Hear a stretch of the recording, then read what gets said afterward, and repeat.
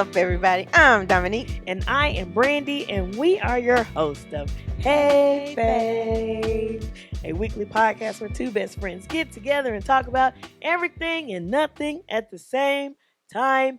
What's going on, everyone? Hola, people. I hope you're well. Yes. If you are watching, you see. If you are listening, you will hear in a second. We are joined by a guest today. Yay! We are joined by holistic wellness educator, coach, and speaker, and also happens to be another one of my aunties. Dr. Valerie A. Mills is with us. Woo-hoo! Thank you for joining us. Mm-hmm. Thank you for having me. Excited to have you. This is Stress Awareness Month, so we are super excited to have you talk a little bit about stress with us today. Mm-hmm. But first, before we do that, you have also been called an Aruka coach, and I just want to know what that means. What is that? Did I say that right? Yeah, Okay. Aruka, Aruka. not Aruba, but Aruka, Arukah. So Aruka is one of the words for health, and it comes from 3 John 2 in the Bible. Okay, come on, Bible. Beloved, I would above all that you may prosper and be in health, Mhm. just as your soul prospers. So Aruka is a Hebrew word that means actually John is in Greek, but Aruka is a Hebrew word and it means repair, be made whole, be restored to soundness, being restored to your original status. So when we think about Aruka, we're all in the process of being restored to our original status as was spoken in the beginning when Abba, Yahweh, Elohim created the heavens and the earth and spoke us into being. You better preaching this on this here episode. Let's put that at the beginning. Right. Aruka coach, and then all the other Okay. things. Hallelujah. Bless him. Yes, love it. Yeah, no, that's really cool. Come on, teach us Yes, new come on, words and man. whatnot. Okay. Okay, yeah, we skipping the question today. I know I said I wasn't gonna mention it, but it works. We're skipping the question today, and we're gonna jump right in because we want to get all of this. We don't want to cut into none of our time. We're gonna get this stress conversation because Mhm. people be stressed We whether are they know it stressed out or here. okay. whether they know it or not, whether they want to acknowledge or not, people be stressed. So we're Mhm. gonna talk about stress. Mhm. So the very first question: what is stress? What is stress? You know, that's a great question. Mm-hmm. But if you really want to look at stress, is your body's natural response to anything that you encounter and that it perceives as a threat. Most of the time when we hear the word stress, we think it's negative, but it's not all negative. However, because most people receive it as a negative connotation, it's received as a threat, and that threat can be real or imagined. And an interesting thing is your body experiences stress and it doesn't really know whether it's good or bad. It's how we react or respond. And so our action, many times when we do things, when we have a perception that something is harmful or not the way that we desire it, we want to act first. We want to be immediate instead of taking a moment to consider what is actually really occurring. Is this my perception or is it a reality? So when we think about it, we have an opportunity to respond differently. So stress is not really just a feeling. It is actually a biological and a spiritual alarm system. And so it tells your body, get ready. You've encountered something, but get ready so that you can respond appropriately and not react inappropriately and get yourself in a bind, which will lead you to more stress. So many of us at some point in our life have stayed in a state of getting ready, a state of I'm going to fight you or I'm going to run from you.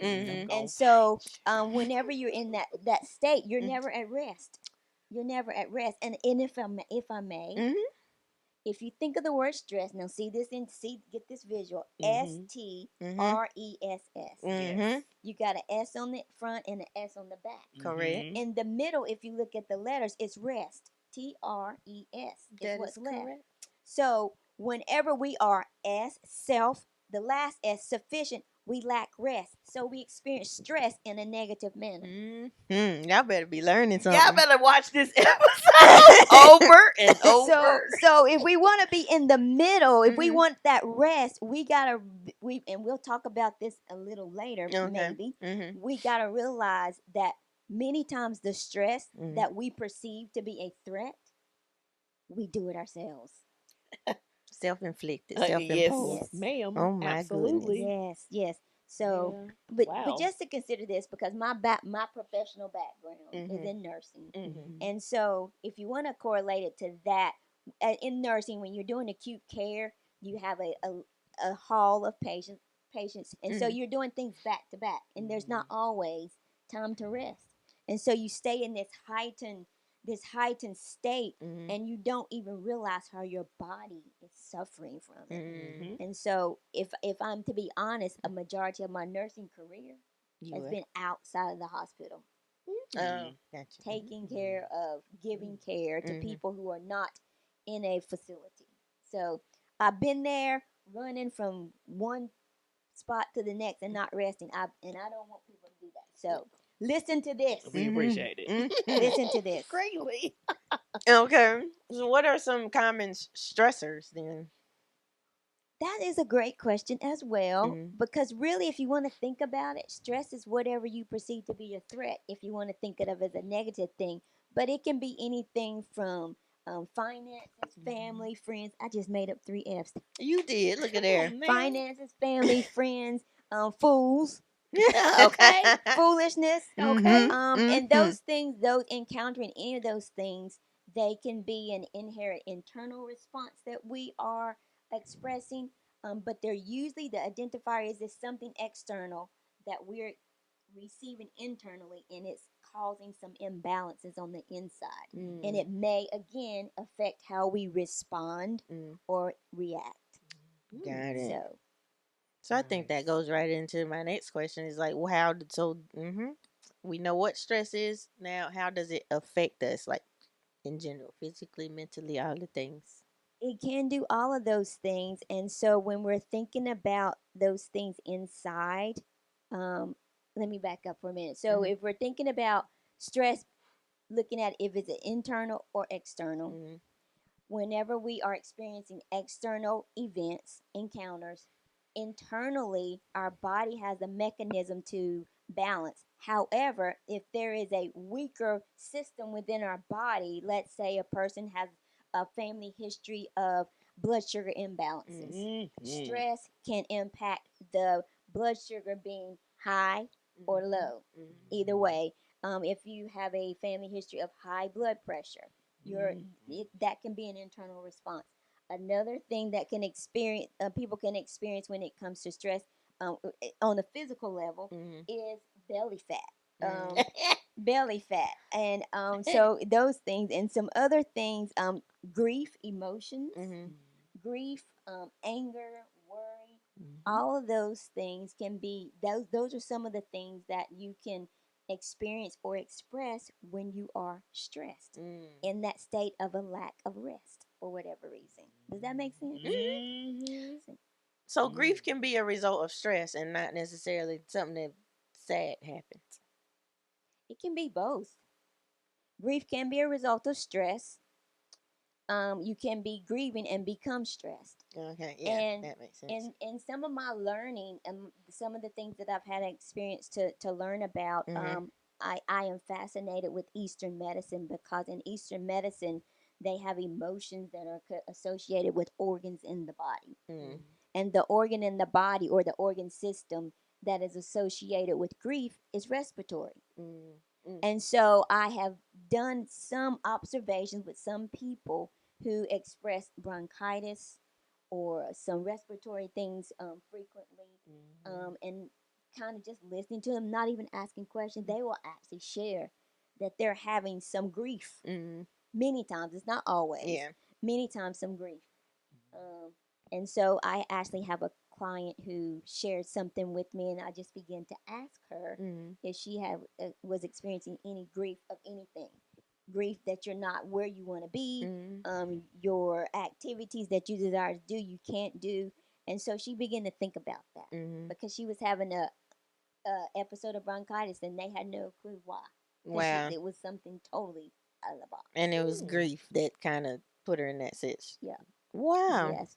Internal internal thoughts and conversations we have. The stress is that mental piece, and that the body responds. And the body, there's a book, The Body Keeps a Score. Okay. And it talks about how what we feel, our body keeps a score, and at some point, it can spill over and have an expression. So you mentioned how like stress people, you can carry that in your belly, your midsection, your gut. It's there. Yes. Okay.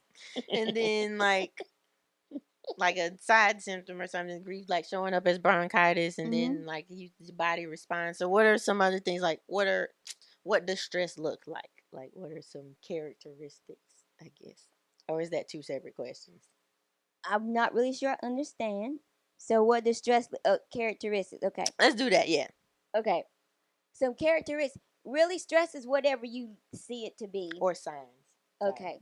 So stress can be you can cry, you can have tears, you can actually feel sometimes expression of stress, you're trying to overachieve because you can kind of be in the mode of people pleasing. You can stay in the heightened state all the time, like we talked about, and you can find yourself saying yes to things that you don't want to do. Yes. Okay. And so that can lead to feelings of guilt, and then frustration, and then maybe some anger, and then you're impacting your liver because the emotion associated with the liver is anger. Anger, frustration. I do remember you. Help. Yes, yes. Help So me. and people have the perception she's got it all together. She's doing well, but inside you're all like discombobulated, overwhelmed, overthinking. You're wearing yourself out thinking. So yeah, those are some stress can look like that. Okay. Are there any other physical, not warning signs or representations, evidence? Let's go with Evidence. It's like, so like, like you can physically see someone carrying weight in their midsection. Maybe that's not always stress, but like, because that is a physical sign. Are there any other visual signs? Physical visual signs of stress. Or visual in general, but I imagine if it's visual, it's physical. Well, Well, to look at someone, let's do it as someone that you are accustomed to knowing what they look like. They may look lighter or darker. If you're accustomed to a person's countenance, and if they are experiencing a stressful situation, then their countenance may very well be lighter or darker. Gotcha. And that light or darker can be just from the experience of what they're going through, or it could be an indication that they've gone through it so much, it's chronic, and now it's becoming toxic. And so it is, it can be impacting again their body's function. So many times, if I'm thinking of somebody's pill, I'm like, what's your blood count? Are you anemic, or are you dehydrated? Those type things. So I kind of go that route, but a countenance, looking at people's skin color, their other visible signs is how they're interacting with you. Is their activity with you normal or abnormal? Are they short, like short tempered, and that's not something that they're usually expressed. Are they thinking correctly? Are they experiencing some brain fog? So those type things. Is that what you mean? Sure. Always. Sure. Signs, things that people can pick up on. Yeah. Like, you might be stressed. Okay. Well, like in that same lane, or what are signs that you might be more stressed than you even realize or think? Some people, it can be those things as well. But for you yourself, you're not getting as, if you're used to sleeping good and you're not getting good sleep. If you're going to sleep or you're going to bed and thinking you're asleep, but you get up tired the next morning. So that's something of that nature. You don't feel as joyful or as excited or engaged, or you don't want to socialize if that's something that you're accustomed to, and you want to get everything done like kind of quick, or you just want to push it off and not do it at all. So and if even if you are doing things, you may feel like you're unfulfilled You're accomplishing things, but you're not feeling complete. You're not feeling fulfilled. Just reading our lives. Does that? Reading us. Okay. Cool. Help. That's So what I'm hearing is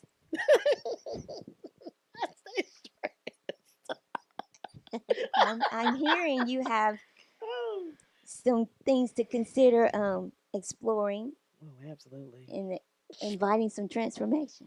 Mm-hmm. Okay. Yep. Sure am. Yes. So let's see. Is all stress bad stress? No, all stress is not bad stress. Okay. There is eustress and there is distress. Okay.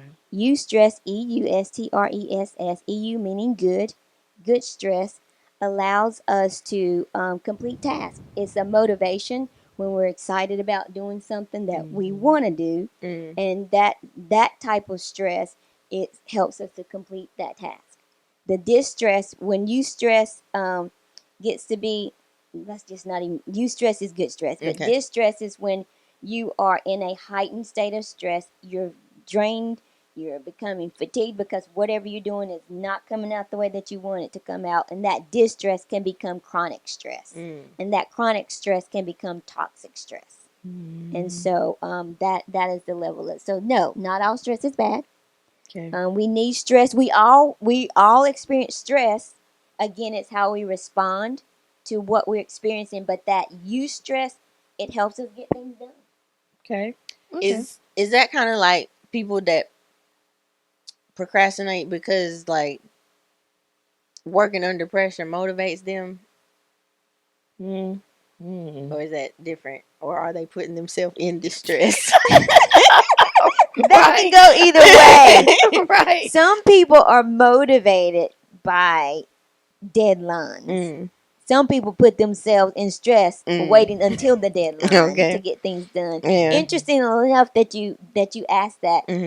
In my years of working in a hospital in the education department, and if she watches this, is fine. My director would we used to call her the 30-second or the 30-minute woman. She would need to have a PowerPoint or something completed to go have like in 30 minutes. Oh. So here we are trying to get these things together for her. Oh, wow. So, and that type of stress, it was like, okay, exciting. You put us in this position again, but we got it done and it was fun. Oh, okay. And it was always good. I remember one time when she did not let us know that she was going to be speaking for a lunch thing for some physicians. And we were making the slides. Running down there, going back, doing them just the whole time. And this was like up 2 flights. Oh. I'm like, come on now. But we did it, and it was fun. So that was a good stress. Okay. That was a good stress. So, but yeah, that was just an aside.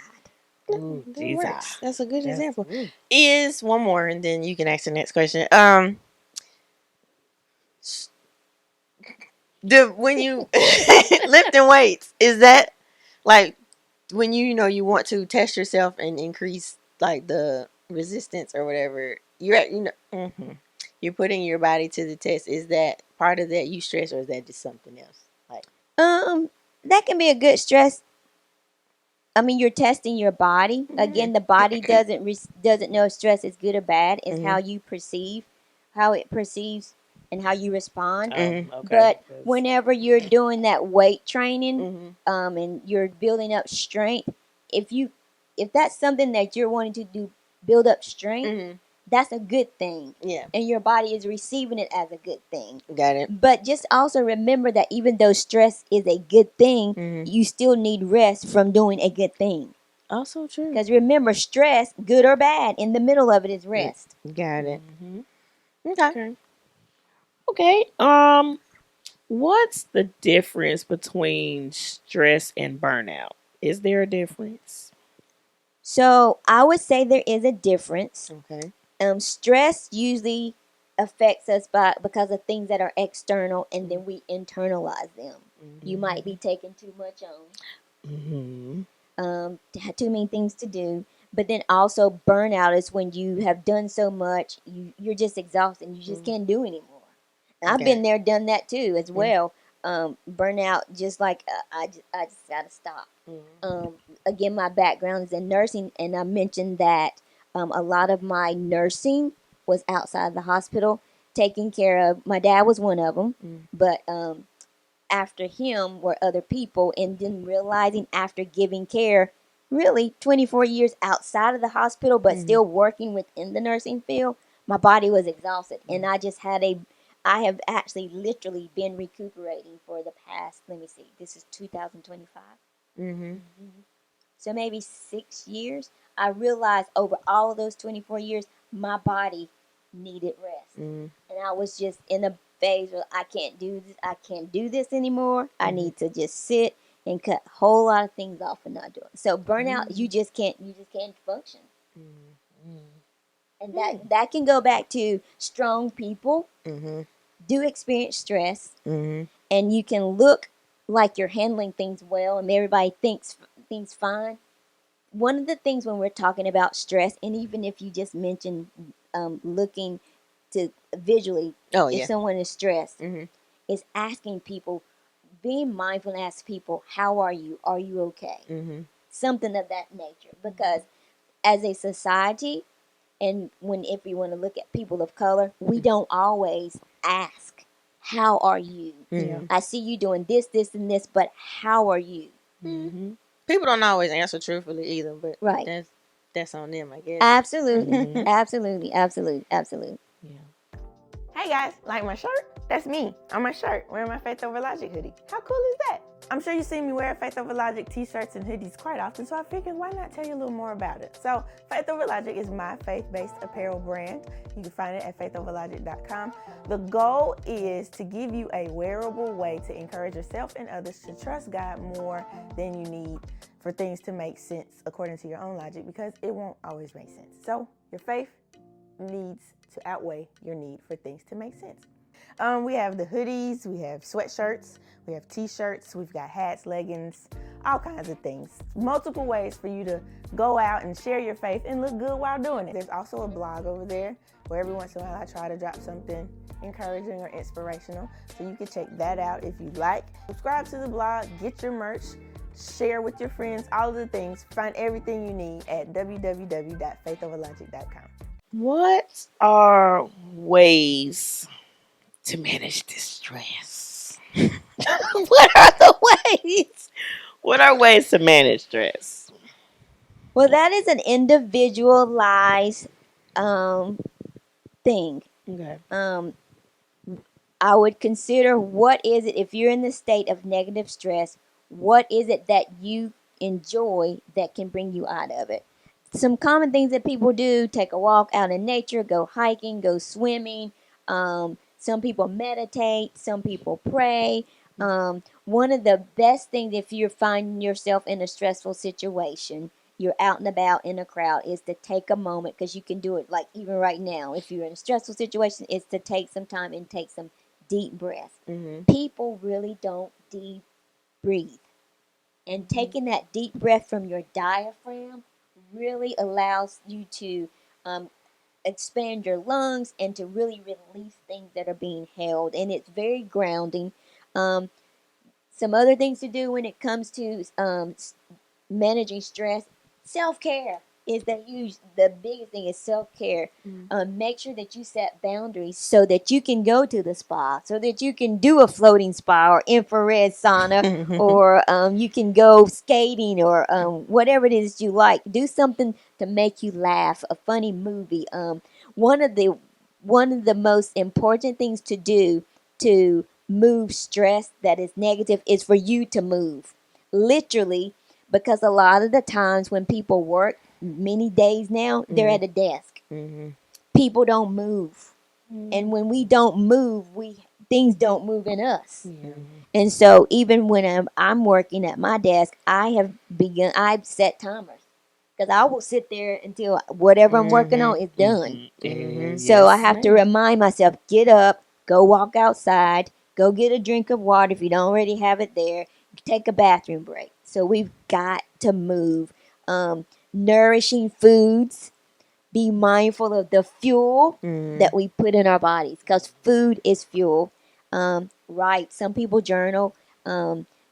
I've encouraged that with some of my clients, is to journal, depending on what we're looking at, having them to journal. Even journaling when they feel bad, recognizing what they say and write that down. And it is very eye-opening to recognize that you're saying things, your body is hearing it, and that's why you're stuck. So, and sometimes if you're able, take a nap. Those are nice when Take you can a get nap. them. A 15 Nah, minute it don't be power that nap. short. I was about Well, to till but I wake up with a migraine. I take And a slept sleep. too long. What? Jesus. Take a sleep nap, take a nap, whatever. It is so refreshing. One of the other things to do when it comes to managing stress, I mentioned earlier, is that sometimes we take on too many things. Learn the power of no. Just say no. Yeah. Just say no. And then one more thing is to just be silent. Silent? Silent. Okay. Yes, silent. Sit in silence. Turn off social media. Turn off the TV. Turn off the radio. Just sit in silence. It is, for me, it is so energizing to sit in silence. Even in the car. No radio. Just do that driving. sometimes. It is silence. Yeah. So- It used to be, I used to didn't get it. So, like, I'd be riding with Daddy somewhere, and I'm like, why is it so quiet, in here? But now, listen, I can drive all the way to Charlotte and hadn't turned on nothing. Absolutely. Yep. Be like, well, I'm here Exactly. now. Didn't. That's fine. Right. I get it now. Yeah. Sometimes you just need it to be quiet. Yeah. It's amazing how we get things later on that Absolutely. has been told to us, or even things that weren't told to us, but we were afraid to ask, why are you doing this like that? So yeah. Silence. Can we talk about self-care and stress relief strategies? Are there strategies for that? Self-care relief strategies. Have a plan Okay. of your self-care and identify what I would say. I would recommend identifying what you recognize to be your biggest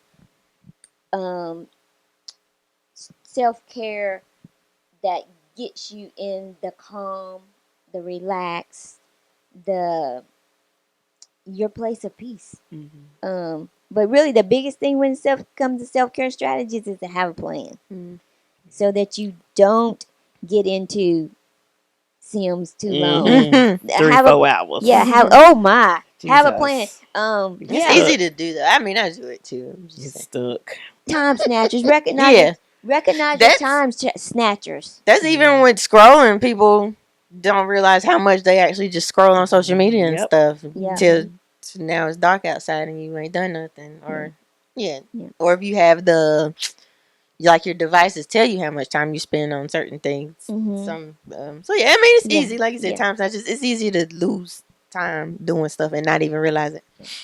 Yeah, you gotta recognize triggers that put you out of self-care. Yeah. You know how things are passed down, habits and traits, and you see patterns and whatnot. Is it possible to kind of like carry on a generational pattern of overworking and stress? Like, can that be passed down? Like, so for me, being on the go is not unusual because that's what I've seen. That's what I'm used to. Like, so it's actually more unusual to be like, wait, I don't got nowhere to be, you know? So I ain't got nothing to do. Like, that's so even that, like, not saying is a negative or anything, but like just even something as simple as that. So can stress or stress patterns or the habit of overworking or things like that be passed down through generations? And if so, is there a way to like kind of break those patterns? And suppressing emotion was also to be included in that. So overworking, suppressing emotions, just stress in general, like those habits, like can that stuff be passed down through generations? And if so, how you break that? Can you break that? So things can be, the word that you use, passed down, because it's the image that has been seen. So it's mimicking, if that is the word, or continuing the image that has been seen. Just like we are really designed to continue the image that the Father did in creating things. Mm-hmm. So the generational passing down is the image that was observed. Mm-hmm. And so that is being carried on. And what was the suppression part? Oh, it's suppression emotion. Like Oh. that was Oh, included yeah. as Oh, one of yes, the habits. Like yes, being yes. stressed, suppressing Yeah. emotions. Yes, it's doing what you've seen done. And Got it. if you recognize it as a thing that needs to be different, Mm-hmm. then you make a decision. Change comes with a decision. Correct. Make the decision that this is no longer serving Mm-hmm. me, the generations to stem from me, Mm-hmm.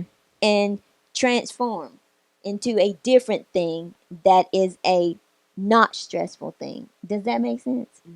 Yeah. Notice this is a pattern. I've seen all the other people before me do this, but it's not working for me. We're not gonna do this no more. Absolutely.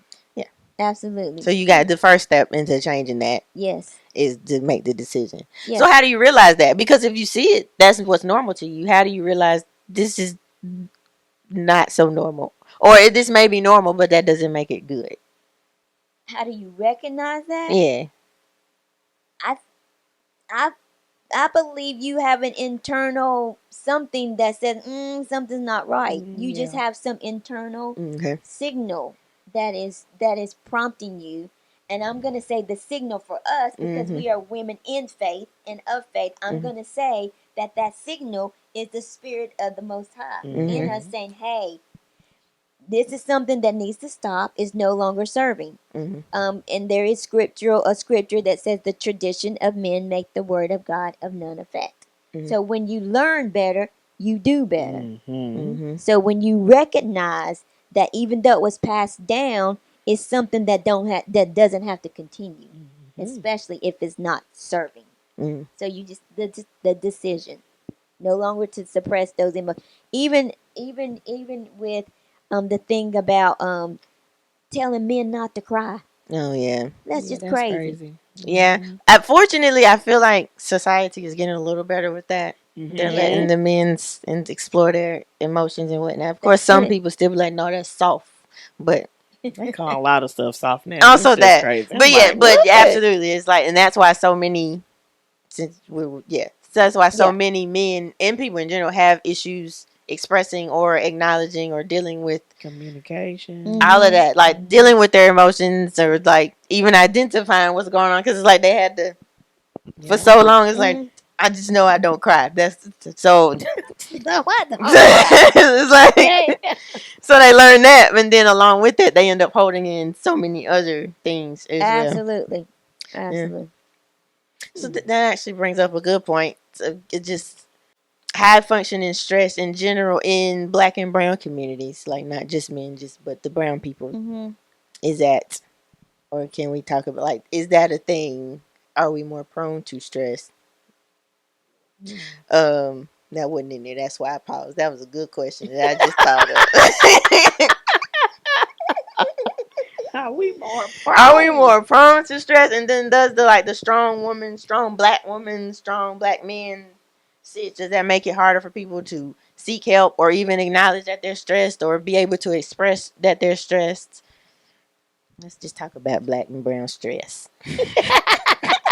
That's a loaded question. It really is, on so many different levels. Gotcha. And I'll start here because of my background in healthcare. And it's been something that has always, since I have come into some knowledge, it has bothered me, if that is the correct word, is that when you look at the statistics of health and illness, the majority of the things are said to be more prone or more prevalent in people of color. My question is why? Now, this is not the show to get into that. No, okay. Listen, but my question you show up? But my question is why?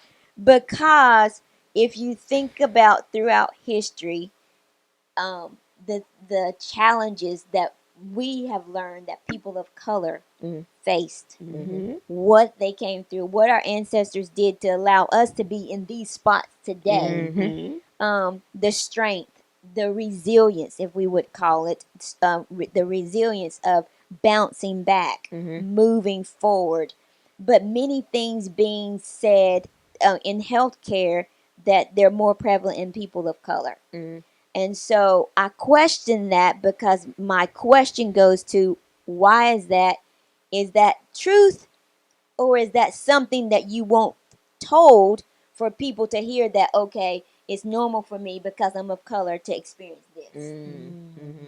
So why am I going to ask anybody for help?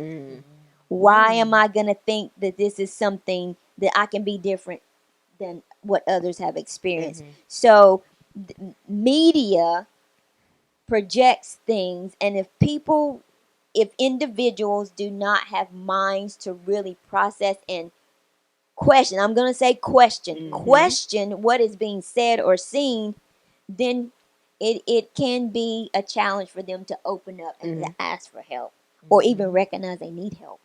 So is that what kind of leads to the high functioning part? Is like, so now you're just dealing with all this stress, but you also just are pushing through, because it's like, well, this is normal. It is what it is. This is my sitch, but also things need to be done. So I'm just going to keep pushing through. So now you're just, what you said earlier, chronically stressed, but you're still functioning because you have to. Yes. And it's also image.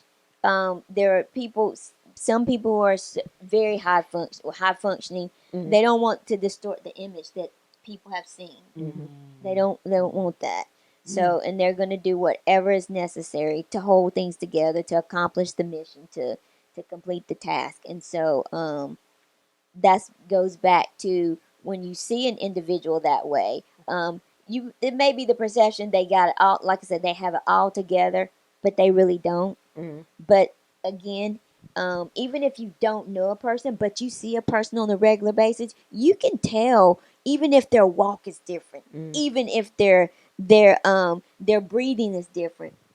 At least I've experienced that. If I've seen someone and I don't really have a relationship with them, but just because I've seen them enough and I see characteristics and gestures, if something's off, I have been known to ask.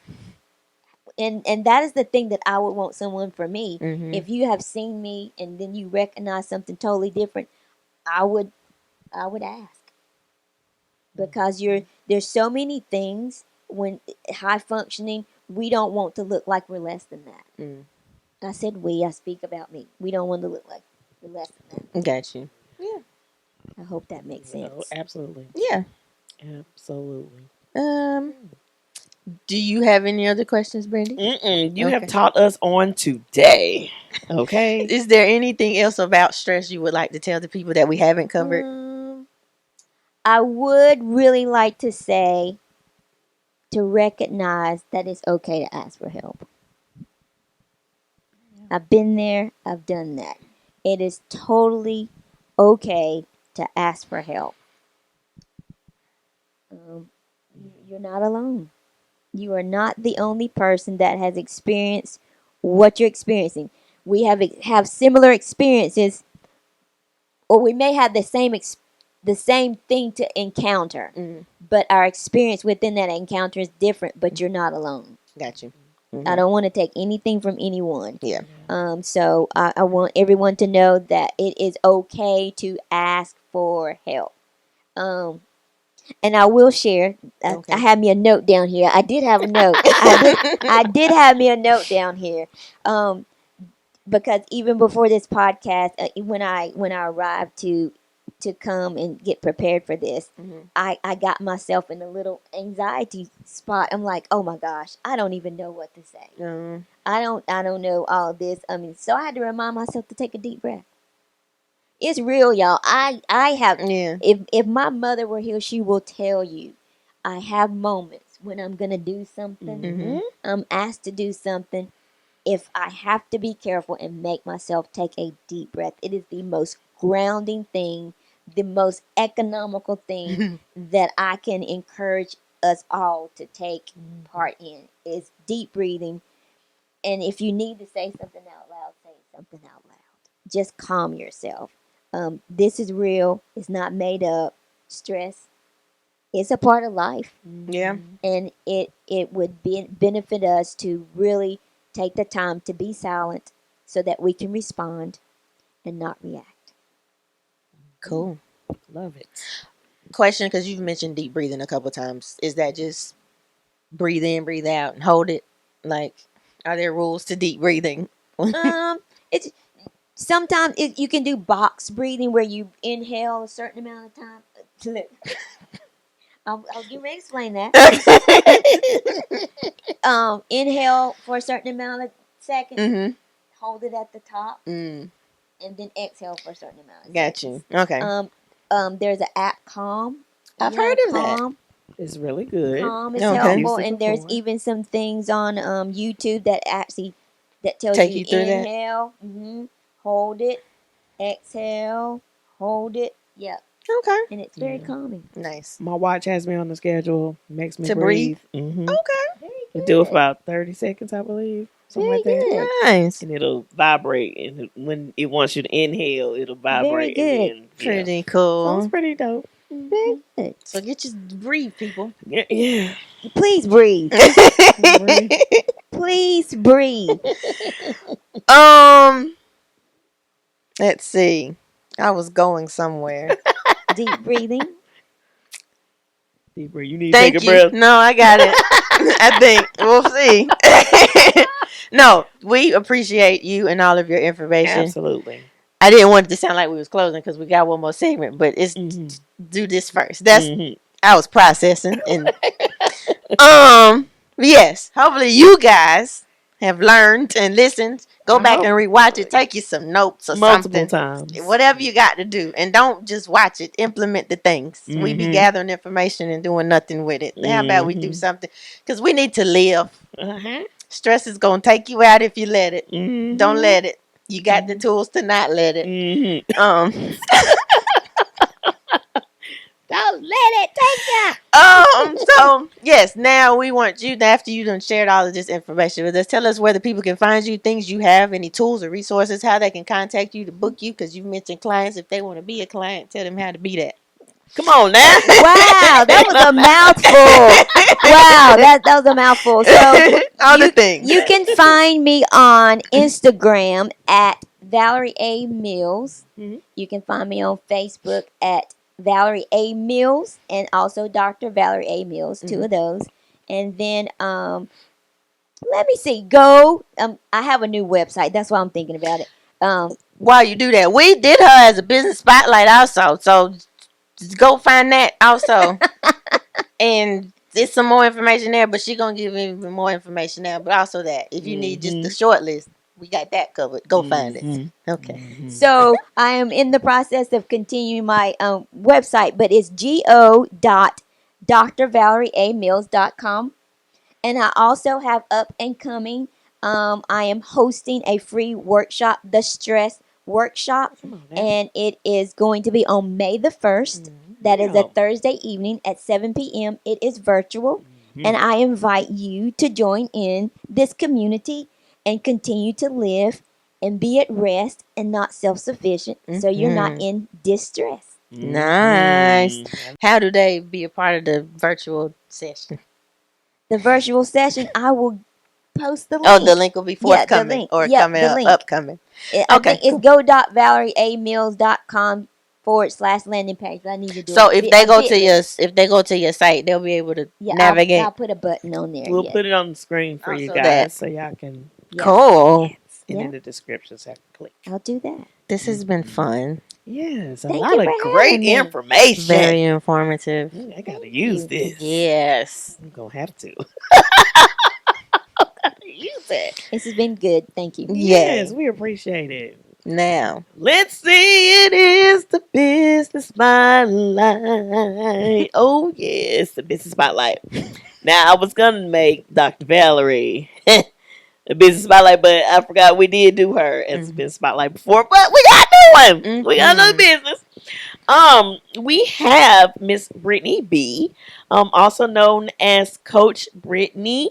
She is an extreme hip hop master trainer, and she is a certified extreme burn and HD instructor. So the exercise classes where you do the step things, they do all the dances and stuff. Just we don't like have to that. do just the, like the, that. their dances and they step and So you turn around. You want me to take a Pilates class? We're gonna do the the other thing, and now Yep. we also doing this class, a step class. Exactly. Okay, We're gonna gotcha. do all of the things. All right.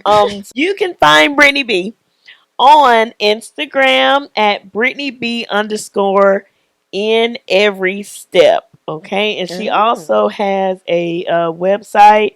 It's a Linktree website, but we'll put it on the screen so you guys can get that, where you can find all of her information. Where she you can book a class. She is also in partnership with Fabletics. She does a wellness evaluation, and she is also a chef. So all the yes, things. she does all the things. So make sure you guys look her up. A personal chef consultant. Yeah. Make sure you guys look her up on Instagram, Brittany B _ in every step. She is also my classmate, North Carolina Central. Classmate. Went to school together. She has a lot of videos and on her page that has a lot of information. Oh, she is based out of North Carolina, so the Raleigh-Durham area or outskirts of Raleigh. So if you are in the area or in North Carolina, you want to make that drive, go ahead and take a class and hit her up. That is Brittany B, Coach Brittany, on Instagram at Brittany B _ in every step. Look her up. That is the business spotlight. All right. Wonderful. Yes.